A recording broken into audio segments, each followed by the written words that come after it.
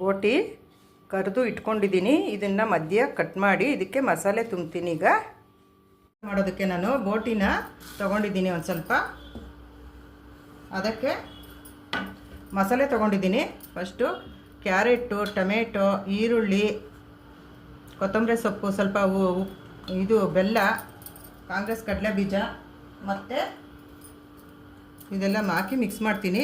ಸ್ವಲ್ಪ ಸಾಲ್ಟ್ ಹಾಕಬೇಕು, ಅಚ್ಕಾರದ ಪುಡಿ, ಗರಂ ಮಸಾಲ, ಚಾಟ್ ಮಸಾಲ, ಜೀರಾ ಪೌಡರು ಇದನ್ನೆಲ್ಲ ಹಾಕಿ ಮಿಕ್ಸ್ ಮಾಡ್ತೀನಿ ನಾನೀಗ. ಸ್ವಲ್ಪ ನಿಂಬೆ ಹಣ್ಣನ್ನು ಹಿಂಡ್ತೀನಿ, ಸ್ವಲ್ಪ ಕಾಂಗ್ರೆಸ್ ಕಡಲೆ ಬೀಜ, ಎಲ್ಲ ಮಸಾಲೆನೂ ನಾನೀಗ ಹೇಳಿದ್ಮೇಲೆ ಅದನ್ನೆಲ್ಲ ಮಿಕ್ಸ್ ಮಾಡ್ತಾಯಿದ್ದೀನಿ. ಮಿಕ್ಸ್ ಮಾಡಿ ಎಲ್ಲ ಈಗ ಈ ಬೋಟಿ ತಟ್ಟೆ ತೊಗೊಳ್ತೀನಿ. ಇದರಲ್ಲೆಲ್ಲ ಇಡಬೇಕು ಬೋಟಿ ಮಸಾಲೆ. ಇದು ಈ ಥರ ಇಟ್ಬಿಟ್ಟು ತಿನ್ನೋದಕ್ಕೆ ಸಂಜೆ ಸ್ನ್ಯಾಕ್ಸ್ಗೆ ಟೀ ಜೊತೆಗೆ ತುಂಬ ಚೆನ್ನಾಗಿರುತ್ತೆ. ಈ ಥರ ನೀವು ಮಾಡಿ ಮಕ್ಕಳಿಗೂ ಕೊಟ್ಟು ಚೆನ್ನಾಗಿರುತ್ತೆ. ಮಕ್ಕಳು ತುಂಬ ಚೆನ್ನಾಗಿ ಇಷ್ಟಪಟ್ಟು ತಿಂತಾರೆ. ನಾನು ಬೋಟಿ ತಂದು ಮನೆಯಲ್ಲೇ ಕರೆದು ಮಾಡಿರೋದಿದು. ಈ ಥರ ತುಂಬಿಟ್ಟು ಇನ್ನೊಂದೆಲ್ಲ ಕಟ್ ಮಾಡಿ ಇಟ್ಕೊಂಡಿದ್ದೀನಿ. ಈ ಥರ ಇದನ್ನು ಇಟ್ಬಿಟ್ರೆ ತುಂಬ ಚೆನ್ನಾಗಿರುತ್ತೆ.